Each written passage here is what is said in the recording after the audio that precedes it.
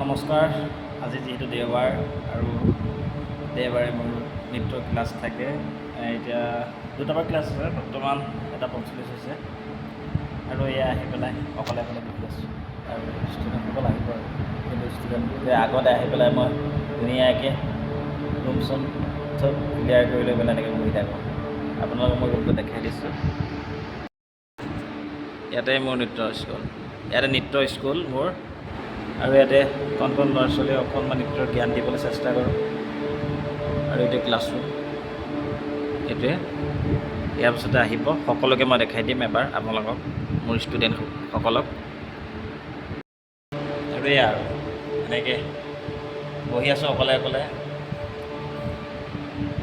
যিমান পাৰোঁ তেওঁলোকৰ লগতে সময়খিনি কটাই পেলাই নিজে যিখিনি লৈছিলোঁ নৃত্যৰ জ্ঞান, সেইখিনিকে তেওঁলোকক মিলাবলৈ চেষ্টা কৰোঁ।